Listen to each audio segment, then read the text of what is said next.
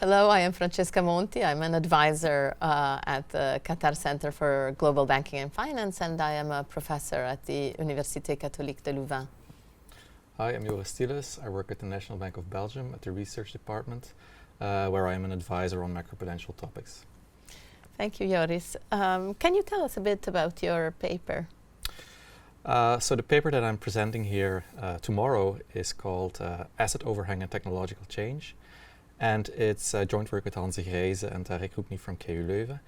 And in a nutshell, the purpose of this paper is to understand why investors finance new technologies when these new technologies hurt the firms in their legacy portfolio.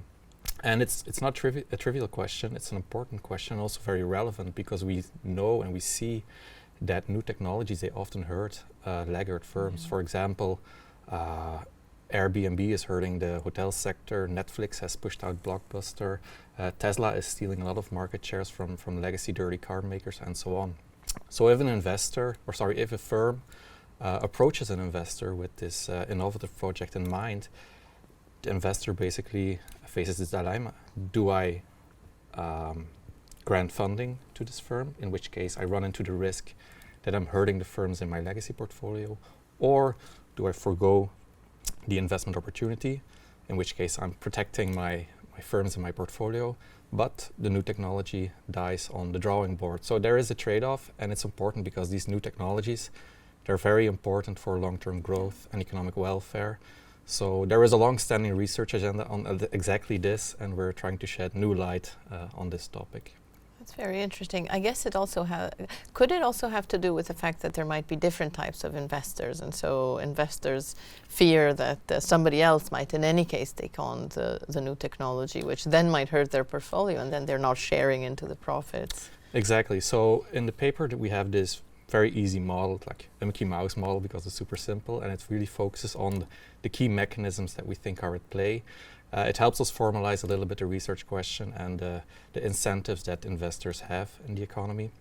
And we use this model to flush out a few theoretical predictions, and it's exactly what you're mentioning just now. So standalone investors, they prefer to not disrupt their legacy portfolio, but in a competitive setting where you have other investors, they have an incentive to do so, because otherwise other investors will cannibalize their portfolio. So this mechanism is exactly something that we have in the paper. Very interesting. And can you tell me a little bit more about the policy implications of your paper? There are a few policy implications. One is that if you're, as a policymaker, are interested in stimulating innovation, you should really applaud the entrance of new investors in the economy, because new investors, they don't have a legacy portfolio that they're trying to protect.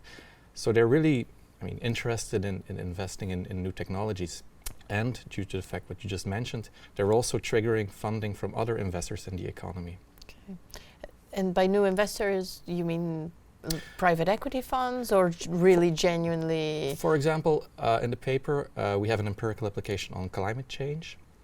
And one example there would be the UK Green Investment Bank. So these are new institutions with a very dedicated mandate to support green transition, support green technologies that might be disruptive, but having these kind of banks or new institutions really help channeling funding towards those initiatives that other investors would prefer not to. Yeah, that's very interesting. And in terms of research that you think should be done more, which areas do you think are most promising at the moment, or more important to be investigated?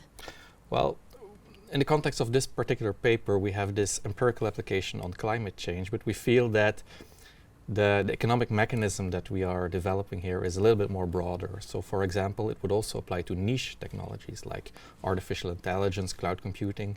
In these setups, you have a very small set of eligible investors, and they're all, they have gained the expertise to screen these technologies by having invested in these technologies before. So they have a legacy portfolio that they're trying to, or probably try to protect. So it would be great if somebody would be interested to look into these areas, to see whether there is some rationing going on there. Very interesting.